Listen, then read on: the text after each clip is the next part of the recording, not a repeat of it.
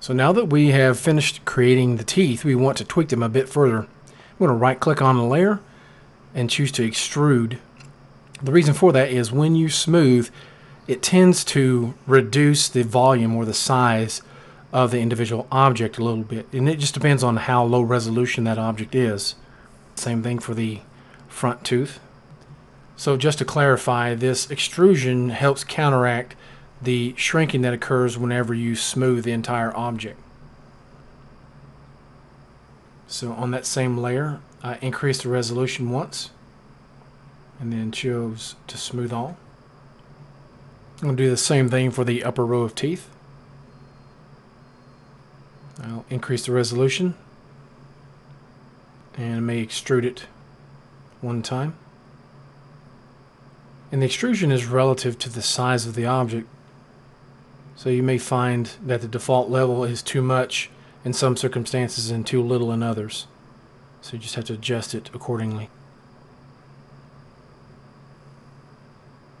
So switching to the Move tool just to tweak the position of some of the teeth here.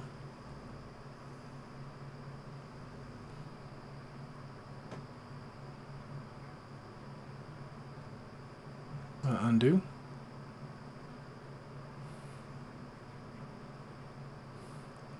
Looks like I need to polish these up a little bit. So I'm going to switch to surface mode and I'm going to try a preset from 3D Coat's default. There's one called Polish, and you may try that for the very purpose of which it's named, and that is to polish the surface of an individual object.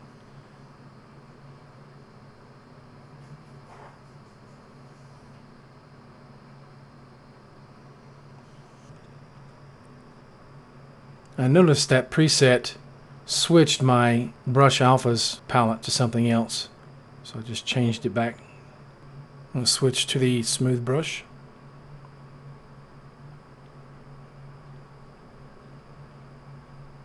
I'm using that sharp Brush Alpha, and what that does is it acts as a polishing tool, and I think we talked about that in one of the earlier videos, but it is another way to actually polish the surface. Now I'll switch back to the polish preset.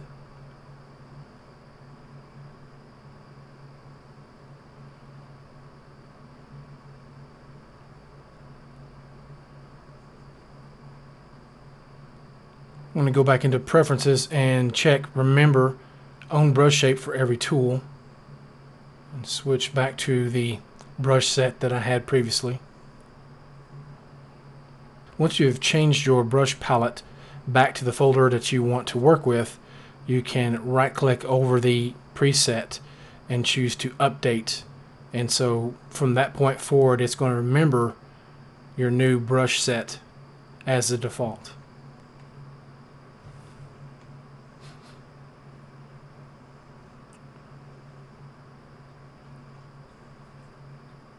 I'm going to turn on steady stroke, and with the pinch brush I'm going to try and create a crease down the middle, but not excessively sharp, just enough to where there's a ridge right down the middle.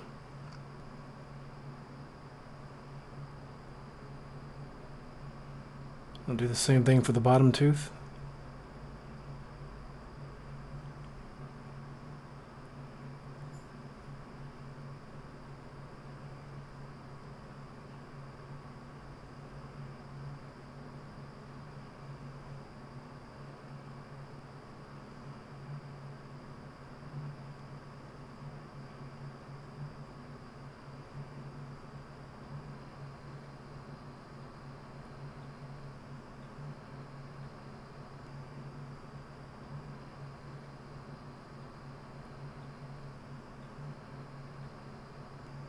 Go back to the smooth brush, turn off steady stroke, because it does tend to interfere with some brushes or some functions.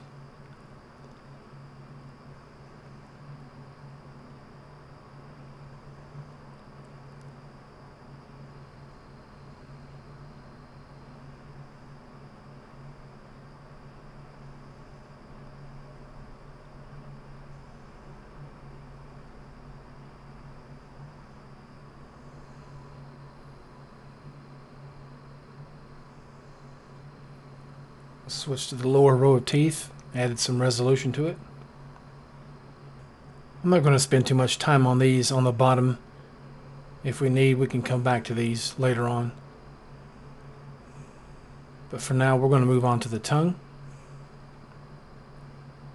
So I'm going to unhide the tongue layer, and I just reused a model that I had from another project, and I'll just make some adjustments to this one. So I cached this one so I can work on a low resolution proxy, and I do that most every time I work with a pose tool. And with that tool active in the tool options panel, I want to choose the ring selection method. So I'm going to click on one end and click the second point, and you'll see it creates kind of a soft gradient selection in between the 2 points. So I cleared the selection. I'm going to make another attempt. Go a little bit further up the tongue. Move the pivot point center.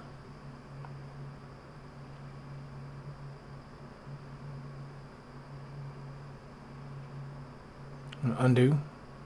Retry it again.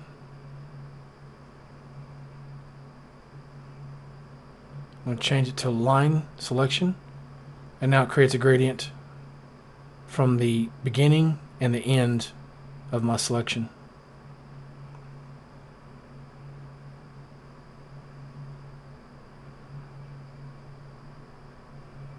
Switch to a scale transform.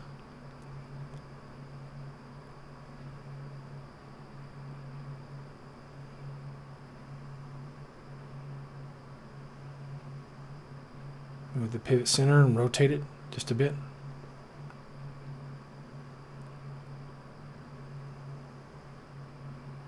Went back to the ring selection.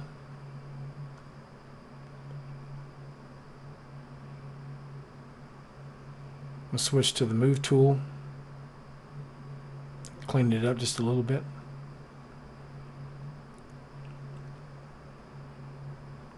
Hit the 5 key to come out of orthographic view into perspective. Just staying in the move tool to continue tweaking it just a bit more.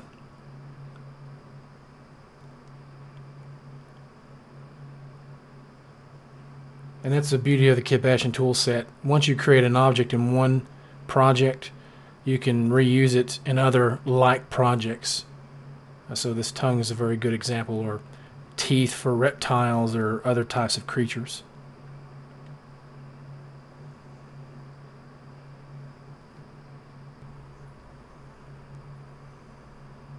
And go back to the pose tool again. Go back to an orthographic view, return to the line selection method. I'm going to scale it in just a bit.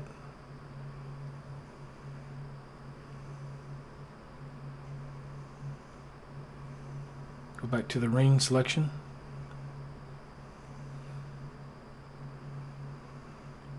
I think that's about right. I'm going to switch to crease clay. And this is going to give me lots of resolution to make small little divots or creases along the edges of the tongue. So I'm going to try and sculpt a little bit.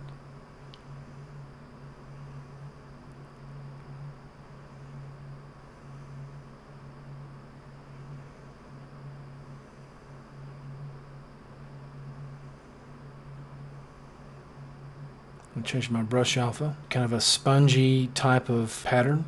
And I also chose the stamp draw mode from the ePanel. And whenever I'm making very slight modifications to the surface with patterns like this, I like to use the gum brush. It seems to work best, and that's only available in surface mode. Rather than holding down the control key each time, let's check invert tool action.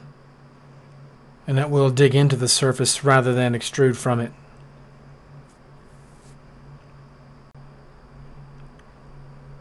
And obviously you want to really crank your depth down because, once more, these are very minor surface details. So as you click, hold, and drag out, it's going to create a larger pattern.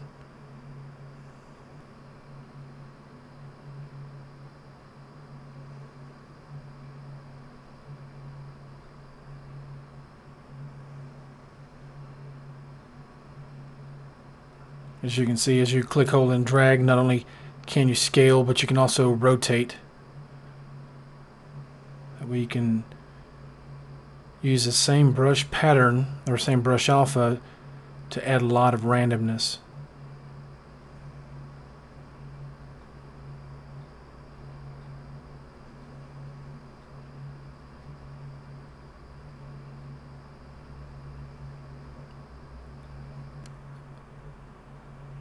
And now I want to hit the S key to bring up the symmetry panel and enable symmetry.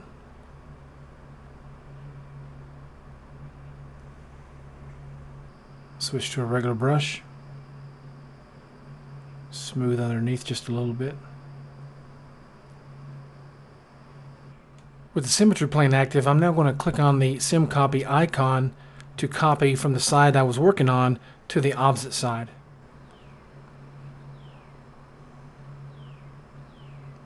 Hit the S key, and I just want to hide that symmetry plane while keeping symmetry active.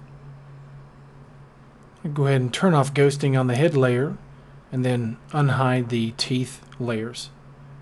So we're going to stop the recording right here and pick up in the next video where we're going to do a little bit more sculpting detail work in the head region. So stay tuned and thank you for watching.